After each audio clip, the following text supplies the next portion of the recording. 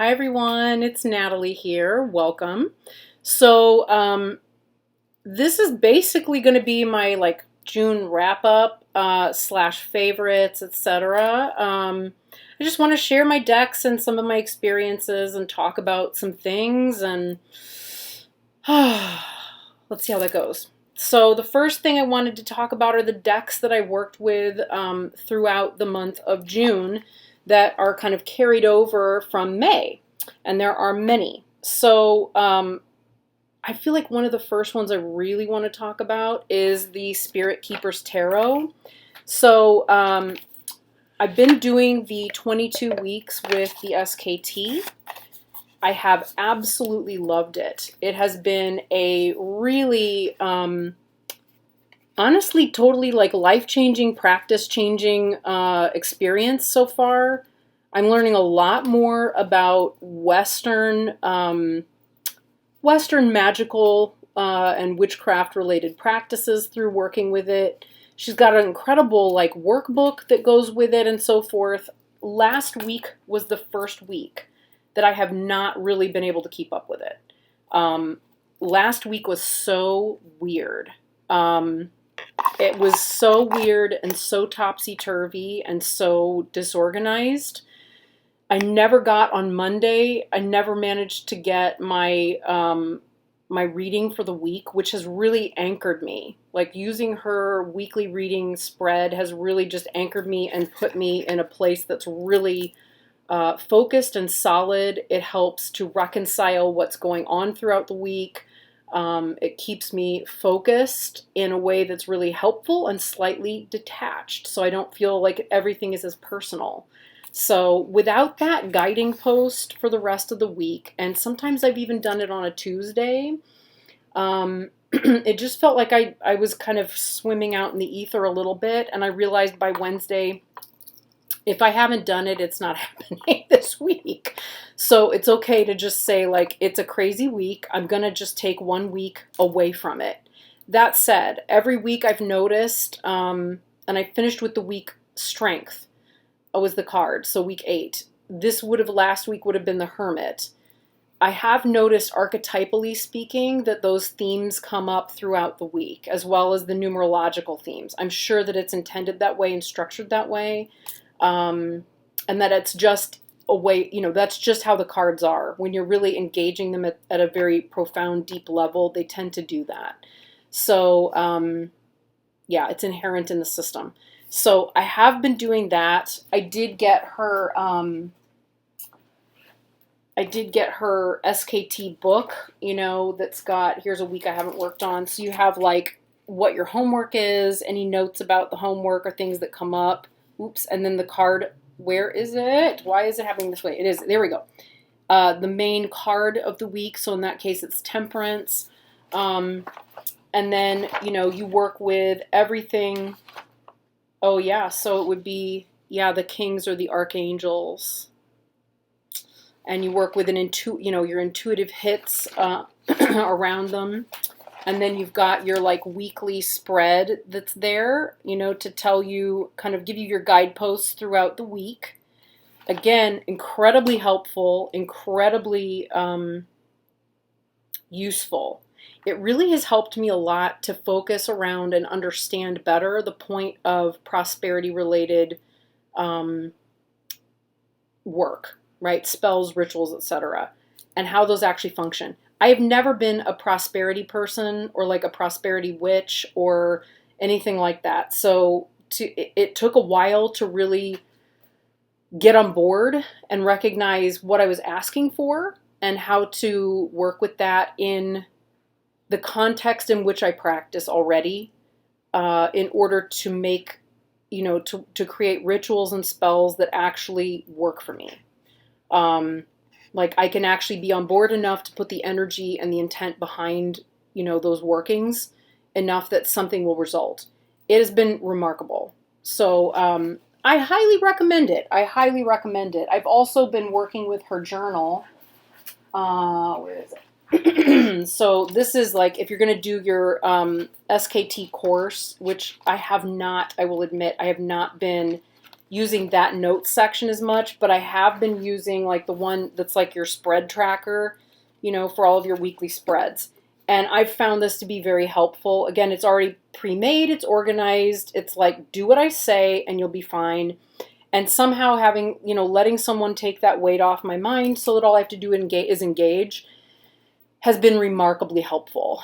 And with that, I still tend to put too many things on my plate. But I have missed doing my practices. I've been doing them anyway, but I've missed recording them. I've missed like interacting with it that way. It made me kind of go, wow, I wonder if she structures her Metaphysician's Daily Planner in a similar fashion. It looks like she does. So I'm definitely going to get one of those for next year because it has a lot of the information I really need and want to work with, having done this now. So it's amazing. I'm really hoping, Benebell, if you're watching this, because I'll find a way. I'm gonna write that down.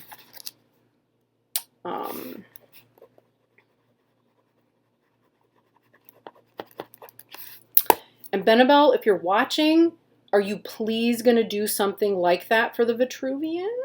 Because honestly, I would happily spend 22 weeks with the Vitruvian SKT as well. Or sorry, not the Vitruvian. What am I saying? The Revelation edition, which actually I'm glad I mentioned that because I got the book. I got the book of maps already. So yeah, Benebell, if you're watching, please do something. It won't even be that hard, right? I'm sure you've already planned it with the Vitruvian edition. This is going to be amazing. This book of maps is above and beyond. Even, I mean, every time she just pushes it that little bit further, right? It's remarkable. So this arrived this month. Towards the beginning of the month when I went to Mom and Dad's to do the big clean out, which influenced everything this month afterwards in a really helpful fashion, as did the self-compassion practice. Profound. Yeah, so this arrived in the mail right before I left to go to Mom and Dad's, and so the first day I was there at Mom and Dad's, I just spent hours looking through it, reading it, getting an overview of how she's approaching things, looking at pictures. It is absolutely exquisite. She's, I mean, you know, she always uses beautiful illustrations in the book of maps, but this one is just, it's a masterpiece. It's really a masterpiece. I'm not even going to try to put that back because it'll just make a big mess. So yeah, if you've got the Lulu link because you ordered it, I strongly recommend going ahead and just getting the book. It's so beautiful. It's so informative. Yeah. So it's yet another way I've really enjoyed engaging with her work, among many. So yes, the next deck that I enjoyed working with this month is a new one. No, do I want to use that, or I want to stick with the older ones? Stick with the older ones. So the next one I'll go into is the HooDoo Tarot. So I started with everyone who was on it working with the HooDoo Tarot. Okay, there are just a few reversals in here. And was so on board and so excited.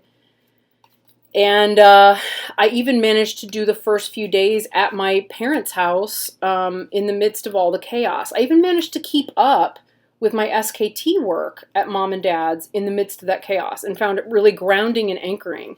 This week was just weird. I'll go into it another time. We just had multiple disasters that came up this week that were not horrible. They just threw us all off so much. And it wasn't just me, it was also Tom, and it was also everyone at the office. Everyone I know was in that place. So I'm curious to know if anyone else was. But I did a reading that same week, and the ancestor reading. And it hit so hard because of everything I had found in the basement, and some of the things I had learned. I just haven't had a chance to really fully process it. So my goal later today, since it's a Saturday, and Saturday is a good day for study, is to really spend the time like processing, studying further about some of it, and maybe I'll end up doing a video as well. I don't know. But I do need to process that reading so that I can continue and move forward. Because I realized at a certain point, like, why is it that I'm not, what is stopping me from continuing my work with the HooDoo Tarot? And it's really that what it brought up was so, it was so big that actually it really needs its own time to be processed so that I can continue then picking up the deck and working. The messages that come through this deck are intense. If you want to work with it, if you want to get ancestor readings or do ancestor readings for yourself, this deck will hand you your, oh my God, and I cut it right here. Cut it right here. Oh, that's right. She had some serious messages for me, the Mother of Knives. Serious. So yeah, I mean, thank you.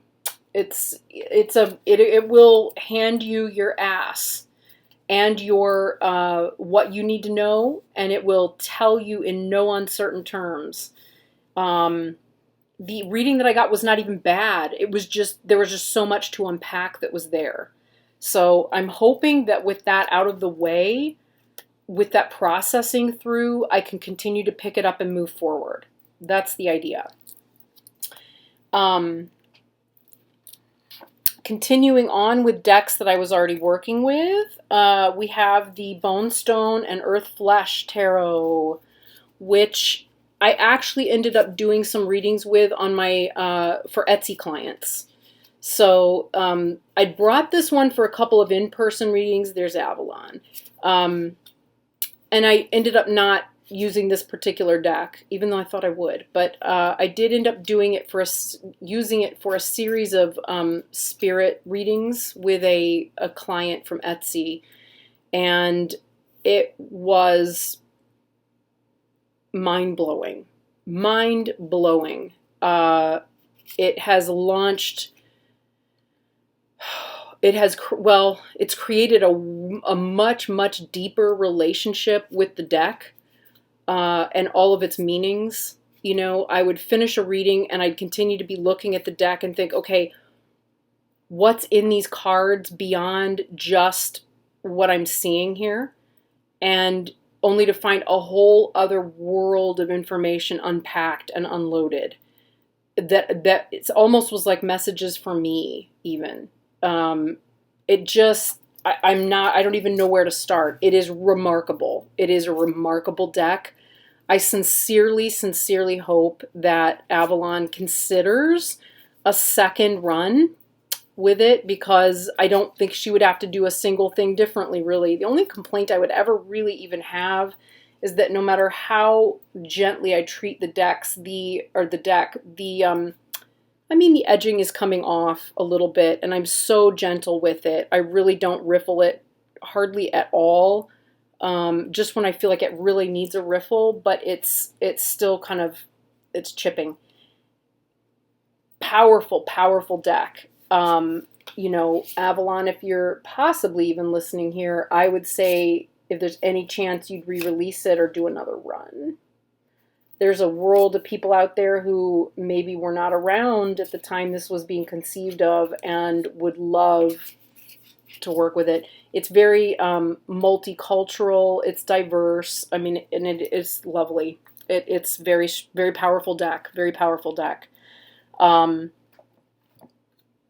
also continued. We know that I always work with the Maille anyway, but I've been trying to put it away and instead reach for other decks.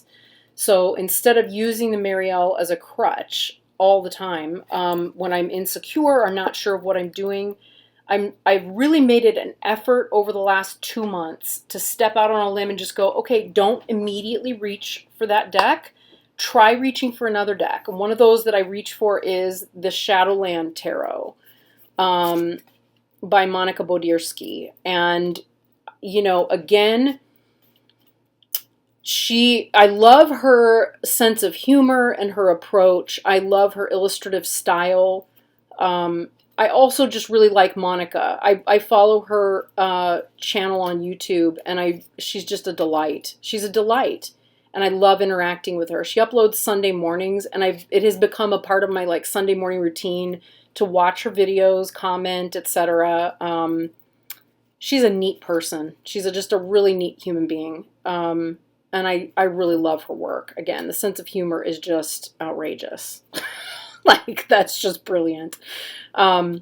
And the way that she weaves together the meanings, another one of my favorite cards in this deck, because this Nine of Swords is just so, it's just so sweet. It's so sweet. And yet it's so awful, right? That kind of, if you're arachnophobic, that's awful. There was a time. There was a time. Yeah. The snails in the pentacles suit. I mean, it's just adorable. Yeah. So this has become a go-to if I'm not, you know, yeah, I reach for it. I reach for it. I really reach for it. So I feel like I don't want to necessarily take it out of rotation right now because I'm having so much fun working with it. But I don't know. I mean, these things are so organic. I try to plan it, but it tends not to be the way that I'm always just like able to do that. Another one that I've been playing with that is also hers is her House of Lenormand. No, House of Shadows Lenormand. House of Shadows Lenormand. Yeah, it's just adorable. I have the 4th edition from last year. It's just so sweet. I know there's a 5th edition coming out soon.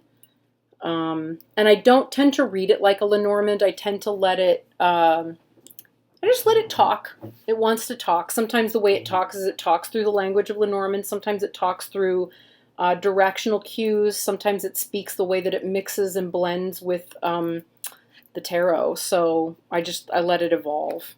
It's not very disciplined, I know, but it, you know, that's hard sometimes. Sometimes you just have to go with what's coming up. So, so there's that.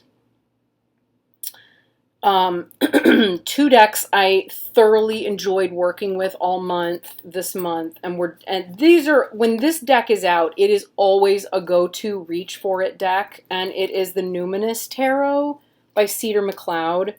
So I loved having this one because it was Pride Month, right? But it's also just a brilliant deck. I mean, that is brilliant. The 9 of Bells as the 9 of Swords, that's brilliant. Yeah. Beautiful. It's just beautiful. Her way of, their way of expressing the different card meanings, and it's just amazing. It doesn't matter who you read for with it. The person generally always feels seen and heard. The meanings are deep. The meanings are powerful. Yeah, it really does. It just covers everything. And it is, again, it's, you know, the diversity in the deck is perfect. It's exactly what's necessary. So it feels, it just always feels in harmony for me to read with this deck.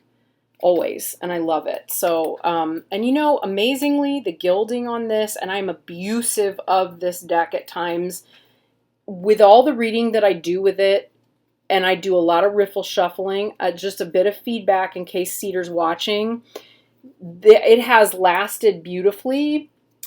I mean, it doesn't get as much abuse and use as like some of my other decks, but it does get quite a bit, and it still looks almost brand new, which is amazing. I don't know how that's even possible, but I love it so much.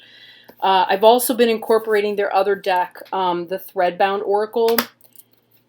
Folks, if you haven't gotten a hold of this one and you're looking for a deck to go, I mean, just as an Oracle deck that has a nice system to it, or one to go with the Numinous, I can't recommend it enough.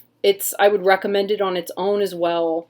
You know, using the metaphor of creating a story, it is a really empowering deck because you're ultimately empowering your querent or yourself to create your own story, you know, and have feedback on it and get a sense of where you are with it or what could come next, what could happen, all of that. It is a really, really well structured, well thought out, clever deck. and it just goes so beautifully with the Numinous. I just can't say enough about it. I also love that, oh, I have to grab the cover of the thing.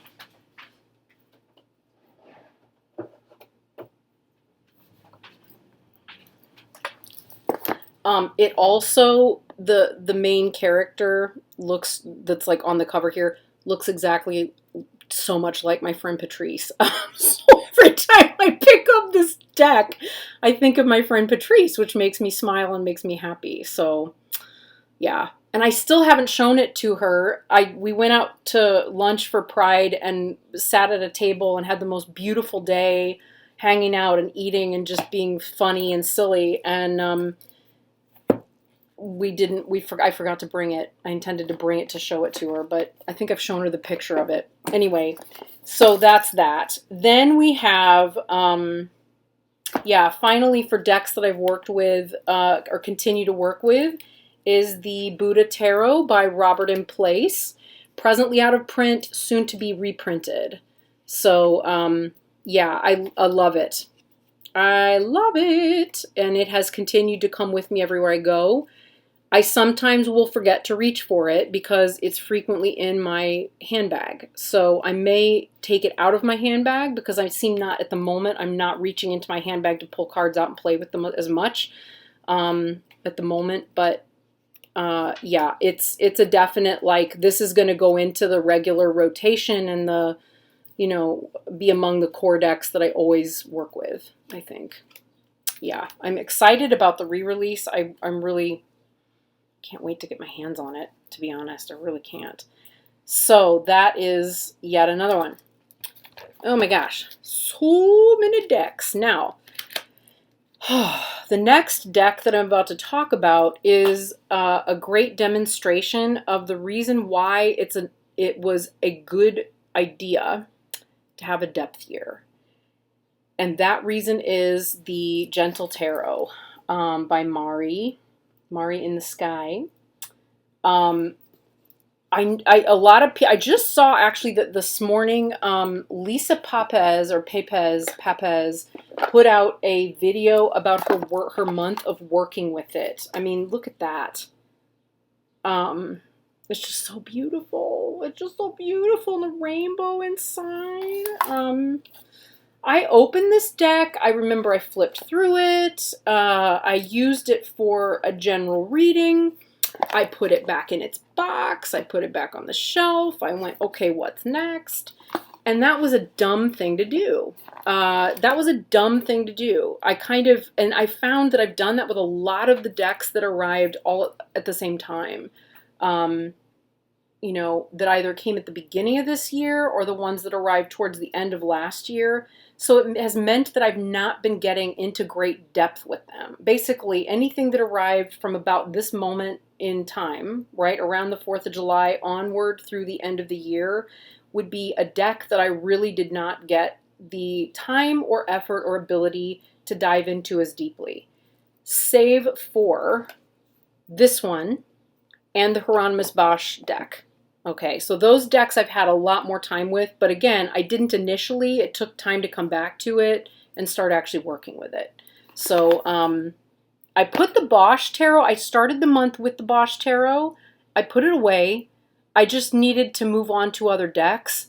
I will totally be coming back to it. We know this, right? It does still sometimes call to me from the depths of the shelf over here, and I will go, okay, I'll come and get you and work with you for that one.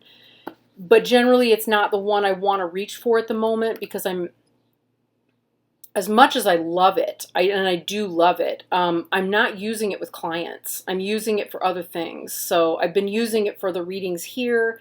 I've been using it for sometimes for inquiries about things that I want to know about, and it'll be like, oh, use that one. So because it's not in the regular client rotation, I'm just not. Or like personal practice, it's back on the shelf. That said, coming back to the Gentle, this deck is so gorgeous. It was calling to me, so I didn't even remember what it looked like, right? I couldn't have told you after only one, unboxing, looking at each card, putting it back, pulling it out for one general reading. I don't know when it was, a long time ago, and then putting it back. I couldn't have told you like even what the cards looked like anymore. And I went to go read for someone in person about a week ago.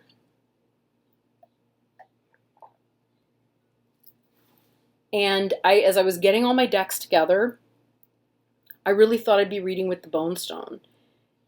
But what kept screaming at me was the Gentle Tarot. And it was buried. It was like, it was all the way, is in a cabinet behind me. Go this way. Can you see there's like, in that little stand that the geranium is on, there, it's an old CD case. But I've got decks in there that are like, these are all the decks you need to spend some time going to depth with, right? Go there first the next time you want to pull out a new deck to go into some depth with. It was screaming at me. And I thought, okay, fine, I'll pull it out. When I got to the reading with the client, I sat down, I was putting everything out. The doc lets me use her office for tarot readings because I end up reading for a lot of our clients that come to the chiropractic practice. So I was setting everything up in her office, and this deck was like, you better be pulling me out, right? So I thought, okay, I'll do that. As soon as I did, I realized why it was going to be perfect for this person, because this person, shells and spirals are their thing.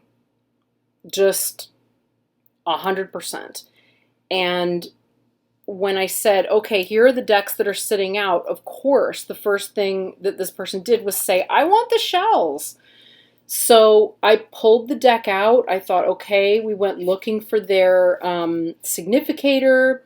We did the whole reading. It was outrageously meaningful for this person. Outrageously. Like everything about the deck, everything about the way the messages came through with the deck. I don't even remember. I know I used a couple of other decks with it. I think I was using, I put some word decks with it. What did I bring out? I brought the, I brought the Fine Lines Oracle deck for that one, which is always in my regular rotation because it's so good, along with, I'm so like, because now I'm starting to take my practice back out of the house again, right? So every time I reorganize my cards, I'm like, this is it, this will do. And then I'm like, no, I've got to reorganize it again. It's not the right way. So the Sovereign Oracle is another one that I work with a lot. So I used the Sovereign Oracle. I was mostly worried about like, where did I put it?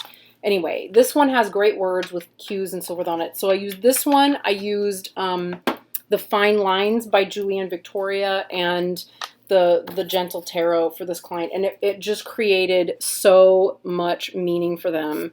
I mean, look at that. That is, you know, it's just so empowering and so beautiful. Oops, and I got cut off there a little bit from what I was doing and told that I had not enough disk space, which is going to happen every now and again.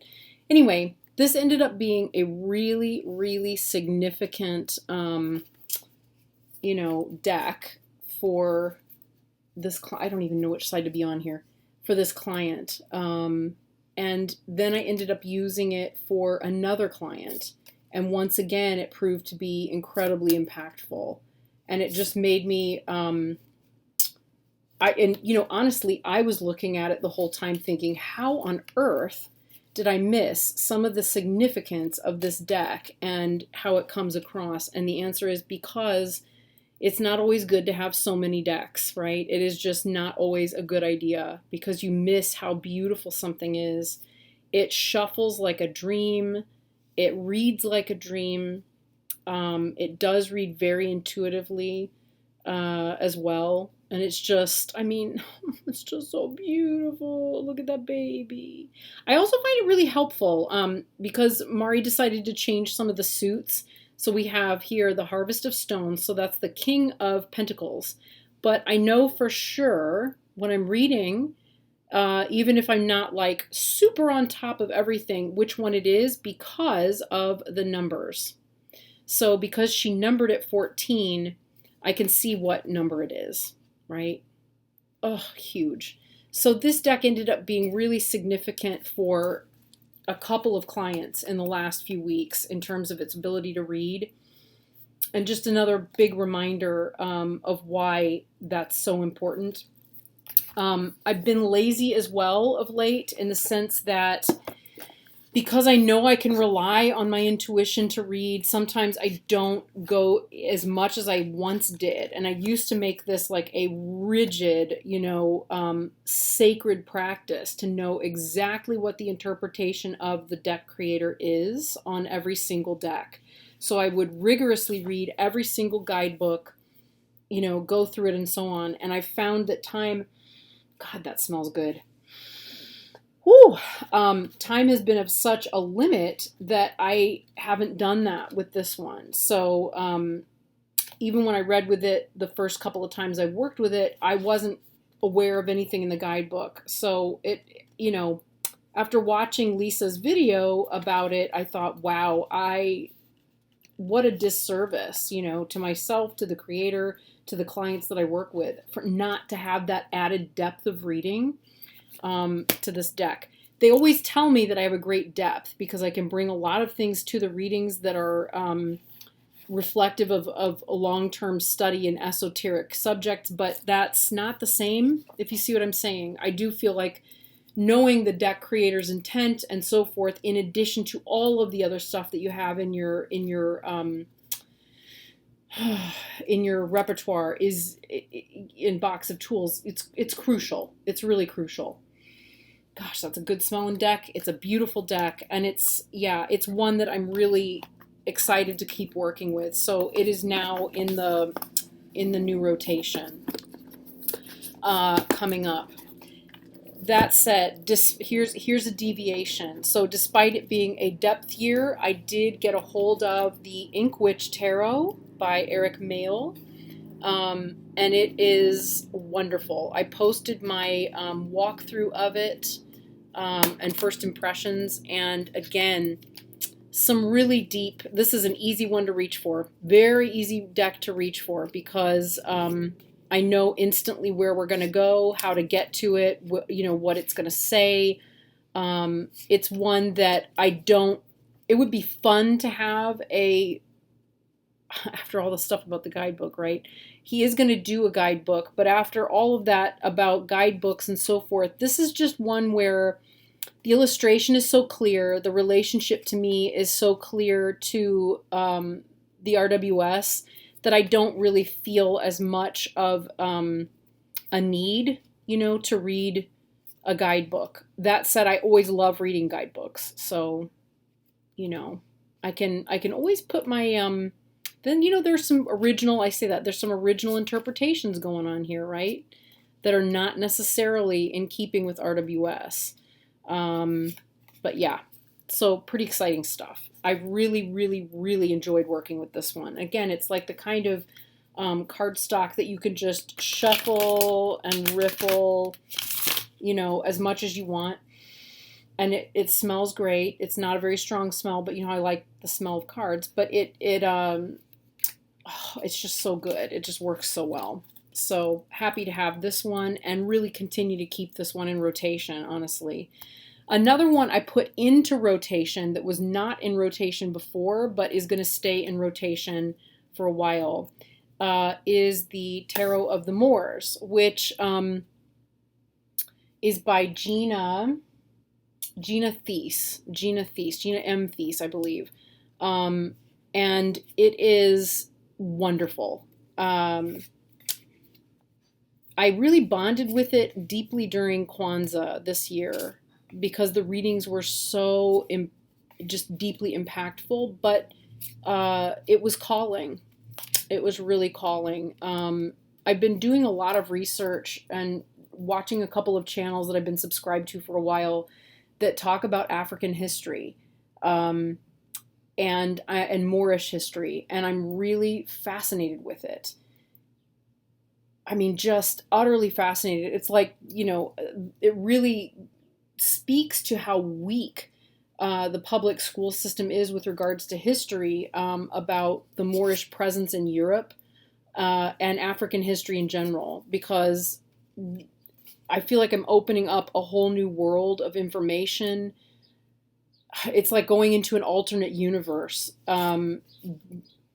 It's mind-blowing. It's mind-blowing. I can't recommend it enough. I will probably be doing another video about this deck and some of the things that I've learned, and just make recommendations of the different channels that I've found and so forth, because it's so impactful. So yeah, this one's come back into rotation. I kind of really wish that there could be another edition of this one published that would include a bigger guidebook. You know, this is one of those decks where if there were a massive, you know, honkin' guidebook filled with a bibliography and resources, it would be a great service to anyone of African descent. I mean, they're just, God, it's beautiful. Ooh, look at that. It really does, I mean, it's been an education. It's been a profound education to work with the deck. It's very humbling, but it's a great reader. It's a great reader. She's included a lot of the associations that are a part of the Thoth deck and system into this one. It's great. So I'm going to be keeping this one out for a while and continuing to rotate it in. Another one that had been in rotation for a while, and I feel a need to continue to work with, because I haven't had that depth of contact with it. You know, I'm just like that. I just will go through, I'll set an intention, and then life goes other ways, and my whole chart is filled with mutable signs, and so that's what I do. I just adapt. But, you know, for better or worse. The Devas of Creation, the Devas of Creation by Cilla Conway, has been a wonderful companion this month. Again, I wish I wish to have had more time and to have more time to work with it in depth. But I feel like what it does is it's putting me more in touch. Just having it out and working with it here or there is keeping me attuned to connection with the Devic realms. And I make connections, and oh, I just saw that face. I've never seen that face before. Wow. Yeah, making connections on a regular basis with the Devic realms. I did pull this one to work with a client as well recently, a couple actually. I'm just realizing because this was a card that came up. And the reading was spectacular. I still use the guidebook, although with one client who likes to look at their own cards and read intuitively as we're going, they didn't want the guidebook because the message for them, and I'm trying to remember which card it was, I don't know, but we'll say it's this one. It wasn't, but they could read all of the different, you know, swirls and patterns and colors and shapes in the card and created instant meaning from them. So they really actually superseded the use of the guidebook through their own ability to connect, you know, and I do feel that is an incredibly valid way for a reading to go. You know, if your client is making those connections and they don't really need you to say much, sometimes it's better to say or do less and just hold the space. So, and that is the way that this particular client likes to work. So that's what I did. But it is an incredible reader. And it really just brings home like how deep and how remarkable Cilla's practice really is, as well as her connection with the Devic realms. God, this is going to be so long. The next deck is, the next two decks, in fact, are going to be kind of an interesting, maybe an interesting surprise, kind of unexpected. So Zach, as Zach was clearing out and decluttering, you know, Zach from the Tiger's Abyss, he decided to offload some decks, and one of them arrived at my doorstep that I'm excited to have, and it is the Tao Oracle, and it is it is a Taoist. It's the I Ching. It's the I Ching, essentially. I'm trying to remember. I don't know where the box is. I think the box got put away. I immediately had to pull it out and start working with it. Yeah, Ma David Padma. Look at that chunk of a book. So something I've had trouble with of late is working with I Ching. I need to learn the I Ching because the I Ching plays into a lot of what goes on with Tibetan astrology and the ways that that actually functions. It's also a very significant part of a system that I'm really, really interested in and have been for about 2 years now, which is human design. Human design, if you've never encountered with it, look it up. It is fascinating. It combines Western astrology, I Ching, the Hermetic Kabbalah and Tree of Life, and the chakra system. And it just is mind-blowing how accurate it is and how much it's remarkable. So, for example, to learn that I'm a manifester with splenic authority made perfect sense to me. Once I finally realized what that was and what that means, huge. It was huge. It helped heal a lot of patterns and wounds that have been repetitive and coming up over and over in my life. So suffice it to say, learning the I Ching, very important, but in addition to how many other systems and things am I trying to do this? The system or the deck I had been working with, the deck I'd been working with was the Visionary I Ching cards by Paul O'Brien. Here's the thing. It's a beautiful deck. It is gorgeous. It's gorgeous. And it was not, for me, as beautiful as it is, the images were not enough to help me relate everything. I just wasn't connecting to it and able to decipher meaning from it right away. Again, just not the most helpful, even though I'm in love with the artwork. Love the artwork. So I am putting it away. I'm going to be putting it on, it's going to retire for a while, this particular deck, because I wasn't getting anywhere. I really thought I would, but yeah, when it doesn't speak, it doesn't speak. And I was starting to think, oh my God, I'm never going to learn I Ching. It should be so much more intuitive than this. If I'm doing daily draws or at least weekly draws, I should be getting something more out of this. And it just was not going in. And I'm very accustomed to being spoiled by the notion of just being able to go, oh, I get this, and it goes in. So that when I opened this deck and started looking at it, and I'd heard Lisa Papez, say this on her channel, it changed, you can read with them just the way they are, or you can really go into depth and learn the I Ching. And the way that, this symbol, these two symbols correspond with the hexagrams, right, on either side of the card. And the actual name of the card, I've learned is consistent. It's consistent with the way that it's very commonly translated. So that and the art have made it, and then, we have this little, the color and everything up here, have made it very immediate. This to me is completely immediate. I know exactly where we're going. Within half an hour of opening the box, which, and Zach put all the edging on it and stuff. It's great.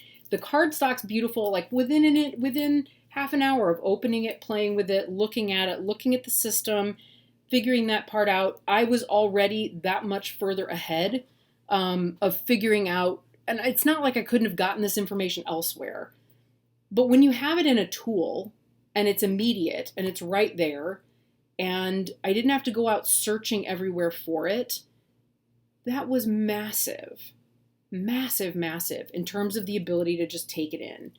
And so as I'm playing with and handling them, the information is going in fast. And it's so much more immediate, than it might have been. That's a concept that sometimes gets translated differently. But here, the artist worked with it. They just went with it and didn't try to change it or modernize it or make it different somehow. This also is like immediate. Oh, okay. Yeah, water and water and sun, or water and heaven. Okay, that makes absolute sense to me. Yep, got it. It's very immediate. So then I was looking at this and I felt like this artwork is just so familiar. Why do I feel like I know this artwork? Okay, here's where it gets fun. Yeah, I mean, that's brilliant. Yeah, makes total sense. So I'm thinking, where did I encounter with this artwork? And I'm looking at the information about the author and realized, oh, of course, because this is the same author who wrote or illustrated and wrote the Osho Zen Tarot. And for those who probably don't know, and I've just been putting them back in order, this is my original deck. The Osho Zen deck tarot was one that I read it's one of the few that I used to read for myself, because I was told and taught originally, you don't read for yourself. It was far enough away from Rider-Waite-Smith that I did not feel like I was cheating and reading for myself with a tarot deck. I mean, that is not the Hierophant the way I know the Hierophant. But I worked with it for so long, and I loved it for so long, years, at least 10 years probably, of working with that deck just for myself, and not daily, maybe weekly, sometimes every night for a little while. Again, just overhand shuffling. I'm not going to do it because I have these in order for a reason. Some of these cards, the imagery and the artwork are so familiar. And the voice, I guess the voice of the artist is so familiar. They're completely different, but it made me take this deck out and want to look at it with fresh eyes. And when I picked up tarot again, back, at the end of 2018, after a pretty lengthy break, I really struggled, to have fresh eyes for a while with my old decks, because there were so many new ones. And so old images that I was already accustomed to, I couldn't see anymore as anything new or exciting. It just took me back to the same place that I had been before I was learning. So having having this come back now, after working with so many different decks, having my mind opened in so many other different ways with regard to the tarot and the way that it functions, has been really amazing, because now I'm seeing this with completely fresh eyes. It does not look the same. It makes me see what I wasn't seeing before, or recognize ways in which I was misinterpreting things. And it's also got me curious about what her actual system is and how she relates that to the tarot. Because it's almost really not even the tarot, except that it is. So yeah, I don't know. I think I want to use for personal practice maybe. I haven't figured it out yet. But I definitely want to have these decks out to work with and play with. Yeah, because they're just so remarkable. So there we go. That is the bulk of what I've got to say, folks. And it's all decks. I really was hoping to go into other things, but this is so much the way it is right now that I feel like this is more than enough. I did also inherit the I Ching Oracle. This one I understand more why. So beautiful. God, it's so beautiful. The backs. I have a greater understanding why Zach did not relate to this. I get it. And again, the artwork is not telling me enough about what I'm supposed to be understanding about the hexagrams. So immediately, even though I love this, you know, I'm going to put it away, or I'm going to just use, I don't know. God, it still smells good. Ooh-wee. It still smells great. Yeah, I mean, it's the guidebook again sticks to the known world of things, and the kind of traditional interpretations, and doesn't really go beyond it. No changes, or how the changes work, are incorporated in here at all. And the only thing that's really useful is just the first part of the book, because the rest of it is in other languages, and it's just the same information repeated. So it's okay, you know, it's okay. It gives you the basic information. That's it. Whereas, and there's nothing wrong with that. There's nothing wrong with that. That's great. In some ways, the purity of it is really helpful, as is, you know, I'm sure it's all related, and I'll get to that eventually.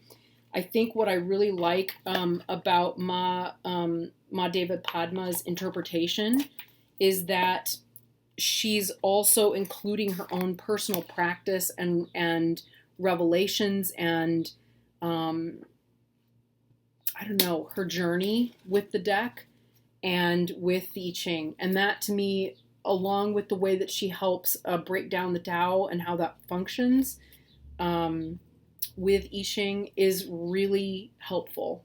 It's really, really helpful. It's exactly what I needed to be able to just start getting into it and understanding it enough to do something a little more advanced eventually. So yeah, I'm just going to keep working with this and getting some of it under my belt. I will say this, it's so good.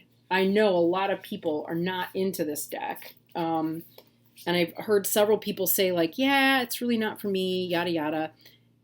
Honestly, folks, like, I'm with Lisa on this one. It is a really beautiful deck. I mean, this makes total sense to me, right? Total sense. It's the lake below and, you know, heaven above. So what do we have? We have Guan Yin walking on water, right? I know instantly what territory we're in. So yeah, I mean, that just, you know, we have the phoenix rising from the ashes, you know, of this person. Lake over fire. I know instantly what we're talking about here. Yeah, it clicks. It clicks. So I'm very excited. It helps. Okay, so that said, thank you so much, everyone, and have the most wonderful July. I know we're already in July, but you kind of now also have a sense of where my practice is going for July. So there we go. Yeah, there's so much more I could throw in there, but it's already so much. I feel like I can't throw more in there. Yeah, I think there'll have to be another video at another time. I'll turn these into book reviews because it's just too much. Okay, that's it. That's what I have to say, and I will talk to you all soon. Bye.